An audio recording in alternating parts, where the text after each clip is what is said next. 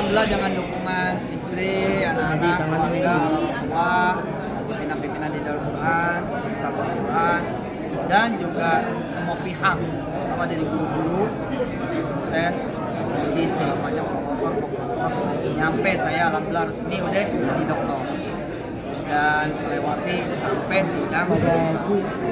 Ya perjalanannya nggak gampang, dulu sempat dikeluarin, saya pulang S1 dulu, S1 kan saya sempat dikeluarin, S3 dikeluarin, dia ngomong lagi, promotornya cerita, saya sempat dikeluarin tapi balik lagi, ya itulah Yusuf Mansur, ya bahwa belum nyampe, nggak jadi nyampe dan segala macamnya, bangun aja, jalan aja, ntar gue nyampe. Asal kita nggak ada berhentinya, nggak ada putus, nggak ada menyerahnya, nggak ada kecewanya, nggak ada putus asa. Dan ini sekaligus menjadi ngajarin anak-anak saya yang meremehin untuk ilmu, sekolah yang tinggi, dan ya ambil gelar itu, karena ini kan juga pengakuan dari negara, bisa tapi emang ada pengakuan. Alhamdulillah, terima kasih dukungan semuanya juga, jamaah, teman-teman, kerabat, masyarakat, terima kasih semua.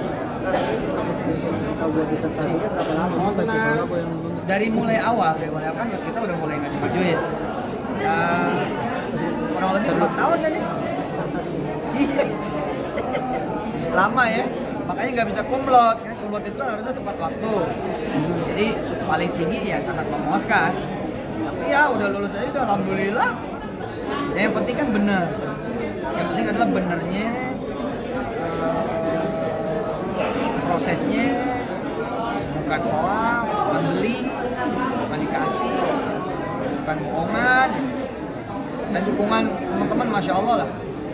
Bisa membagi waktunya seperti apa nih di saat kesibukan untuk D3 ini? Sebenarnya ketika kita ada tanggung jawab pasti ada waktu. Problemnya kan kita nggak menyediakan tanggung jawab, mana ada waktunya. Dan saya memang mengambil disertasi yang gampang, yakni TKP-nya Darul Quran sendiri. Jadi kita menguji Darul Quran dari ujung ke ujung seluruh Indonesia, bahkan mancanegara, kumpulin jadi satu disertasi. Nah karena data udah di tangan, kan gampang. Kalau disertasinya 4 tahun berarti lama-lama proses pendidikan ya? Nggak ada kendala apa-apa. Alhamdulillah nggak ada. Kalau 4 tahun proses membuat disertasinya, pendidikannya berapa lama? Kalau maksudnya ininya klasikalnya, cuma semester awal doang, kan riset ini. Tapi saya ikuti semuanya, kuliahan, kan tadi diomongin, nggak boleh lebih dari 25%, nggak boleh hadirnya. Nah saya alhamdulillah 25%, ambang batas katanya. Ini kan, ya. Udah S3 Ustaz, sih. tadi hasilnya 3,5, ya sangat memuaskan. Memang nggak bisa kumlot karena udah lewat waktunya. Nah, kumlot tuh harus 3 tahun apa gitu. Saya lebih, alhamdulillah. Rencana yang punya nih yang udah menjadi dokter nih akan aplikasikan seperti apa sih? Oh ya, bidang saya kan bidangnya aplikatif, bukan bidang yang ngawang-ngawang. Kita dokternya dokter ilmu ekonomi yang aplikatif. Jadi ini bukan belum, sudah. Ini kan disertasi penulisan sebenarnya. Penulisan dari yang udah ada untuk dikembangkan lebih lagi luasnya. Dari sini apa?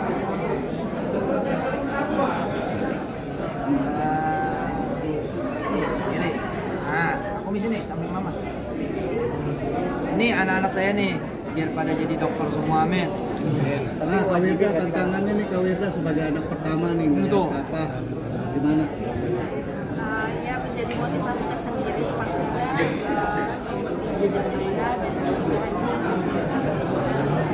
selesai S1, S2, S3 dan seterusnya, kemudian kembali lagi mengimplementasikan apa yang sudah dipelajari untuk mendedikasikan semuanya ke pesantren lagi, dimana berasalnya kita di situ, ya situ pula kita kembali.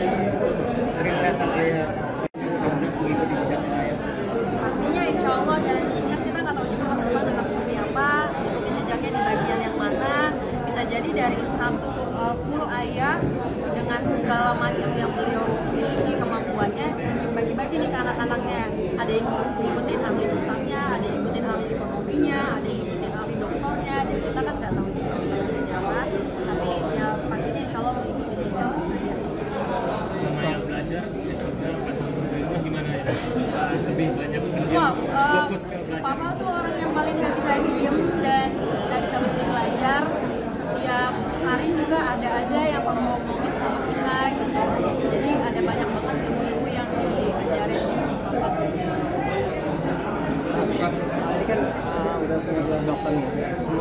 bagi waktunya untuk kegiatan keagamaan seperti apa tadi? Semua hidup kita kan agama, nggak ada yang berubah. Saya termasuk yang tidak mendikotomi antara agama dan bukan. Semua hidup ini agama. Ya kita jangan pernah keluar dari Allah aja. Nah, kalau peran istri sama anak seperti apa nih? Pertama dia yang bayar. SPP semesteran. Mengingatkan. Ya enggak nolongin kan. Kita kalau lagi online kan saya alhamdulillah save by online. Jadi gara-gara masuk Covid, aku jadi selesai tuh. Iya loh itu nolong banget loh. Alhamdulillah itu. Waktunya lebih banyak. Nah, dia ya nanti bisa sambil ngerjain yang lain. Dan istri mensupport bahan-bahan, terutama bahan minuman ya, kopi ya. Pokoknya supportnya luar biasa, terutama doa-doa. Dan saya bener-bener nih pengen anak-anak saya ikutin contoh gitu. Artinya kan anak sekarang begini ya, anak sekarang itu kan bilang ngapain sih kuliah, yang penting kuliah. Nggak gitu, kuliah tetap penting. Jangan nganggap bisa loh, pasti ada yang baru, pasti ada yang belum. Ayo belajar terus. Ustadz, dari Ustadz sendiri menargetkan nggak sih ke anak-anak kalian harus punya gelar atau gimana? Oh, target sih enggak, cuman mewajibin ya. Ya maksudnya usaha dong, ya kan? Artinya kita harus mempush limit. Jangan, ya gue mah nggak punya duit, gue mah nggak punya waktu. Terus diam, jangan. Kita belum nyampe limitnya. Limitin terus gitu. Udah nyampe, mentokin lagi. Ini aja saya sambil memparalelkan guru besar. Apa nih memparalelkan profesor nih. Jadi saya proses nih. Menjelang kita selesai disertasi, saya udah langsung tetap proses. Artinya saya mulai ngajar, mengurus NIDN, kemudian nanti jadi lektor kepala terus sampai kalau hitungannya sih 2028 ya semoga udah bisa jadi profesor yang bertanggung jawab secara akademisi dan sekali lagi ini menjadi contoh. Kan saya punya santri, saya bilang sama santri-santri, yuk jangan. Ya buktinya kan Mark Zuckerberg sekolah lagi, akhirnya kan gitu. Terus siapa itu Microsoft, Bill Gates juga kuliah lagi kan. Artinya ya baliklah, hargai dunia kampus, hargai dunia sekolah. Sekarang emang ilmu bisa didapat dari mana saja, tapi formal negara jangan ambil. Tadi kan bilang bahwa ini adalah titik awal. Bisa dijelaskan dulu. Iya, setiap kita mencapai sesuatu, sesungguhnya kita jadi nggak tahu. Itu asli itu.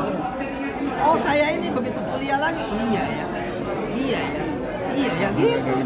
Coba ya, saya udah tahu tentang Imam Bukhari, saya udah tahu tentang teori kolbu, saya udah tahu tentang Ihya Ulumuddin. Tapi begitu saya di coaching, papa diajarin sama Profesor Abdul Ghafur Ismail, saya jadi iya.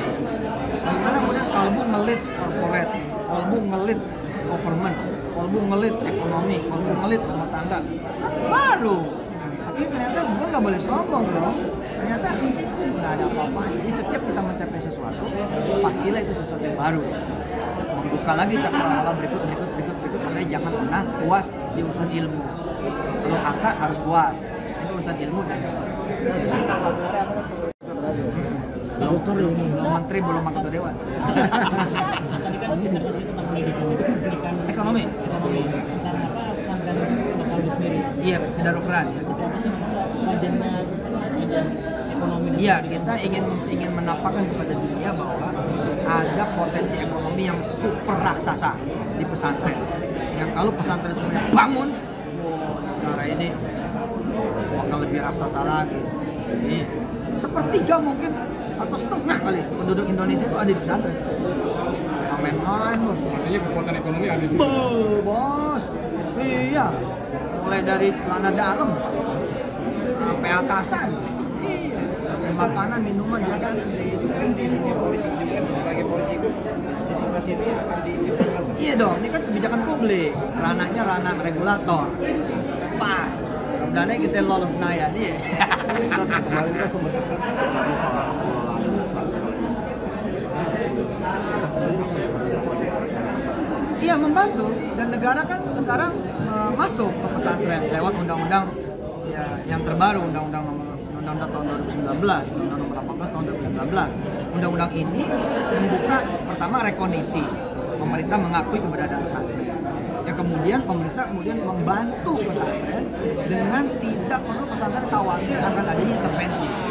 Jadi kekuasaan, kurikulum, secara mandatori itu tetap yang memiliki ya pesantren-pesantren sendiri. Cuman pemerintah nanti membimbing, memberikan penguatan, memberikan pengakuan sehingga pesantren bisa kemana-mana lebih lagi daripada sebelumnya. Contoh, anak pesantren misalkan bisa masuk negeri, anak pesantren bisa jadi polisi, anak pesantren bisa jadi tentara, nggak perlu lagi persamaan, nggak perlu lagi apa gitu. Nah, tapi setelah sekarang awal melihat kondisi pesantren seperti apa? Masuk ke pendidikan sistem modern udah dua dasawarsa nih, udah dua dasawarsa, udah dua kayak lebih malah dari ukurannya udah 20 tahun udah masuk ke bukan cuma wajah model tapi industri, udah jadi industri. Oke. Ustadz terakhir Ustadz kalau misalkan prestasi nih sekarang dokter, kalau misalkan sekarang dokter Pak Ustadz, kalau ngelihat Ustadz yang pamer gimana Ustadz? Ustadz yang pamer Flexing gitu. Flexing Pak Ustadz, gimana tuh? Gini, mungkin kita mesti ngeliat nawaitunya dan kita kan mesti berbaik sangka.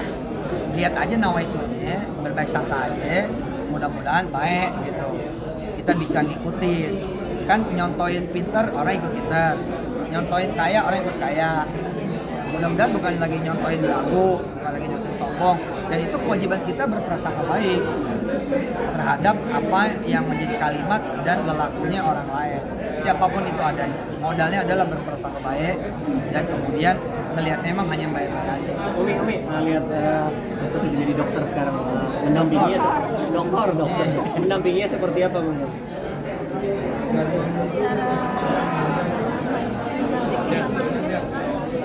Iya.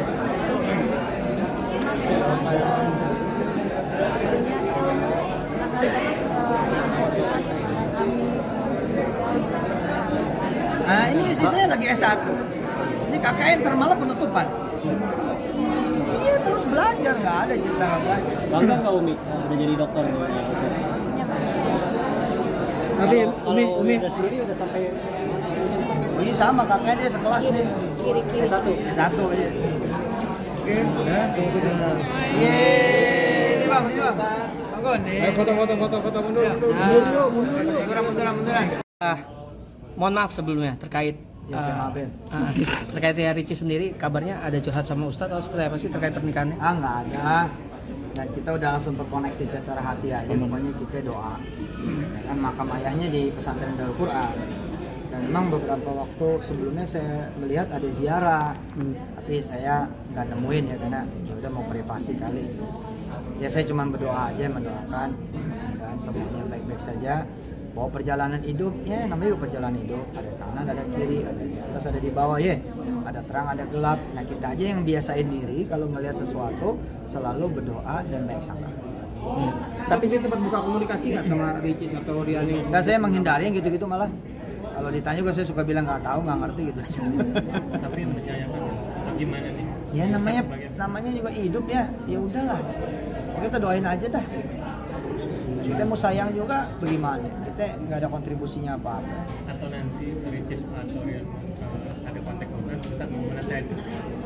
Enggak, saya emang memilih jalur doain aja. Paling kalaupun minta nasihat lebih pengen ngedenger aja. Ustadz Kan pasti punya pertimbangan tiap orang.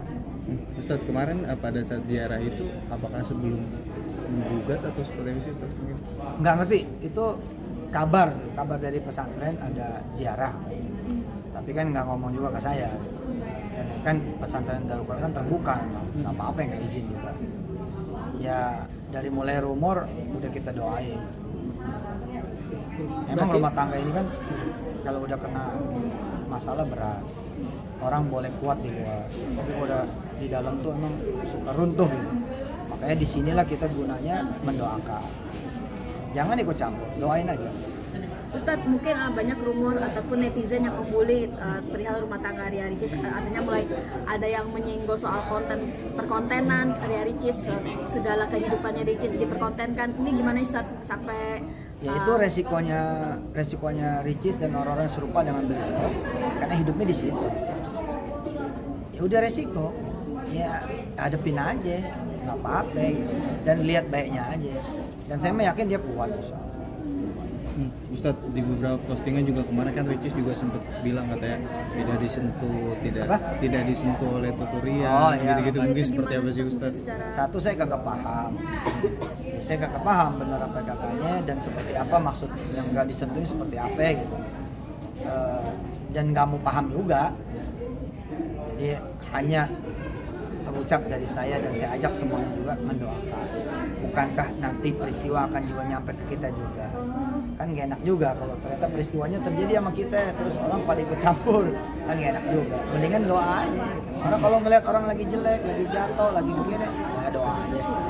Sebaiknya mungkin kalau dalam Islam sendiri begitu Ustadz, kalau udah berumah tangga itu sebaiknya seperti apa sih kalau? Ya baiknya kan memang saling menjaga rahasia, saling menjaga kemudian komitmen, kasih sayang. Tapi kan yang ngomong ini juga saya sendiri aja kan juga banyak kesalahannya, apa haknya kita juga gitu.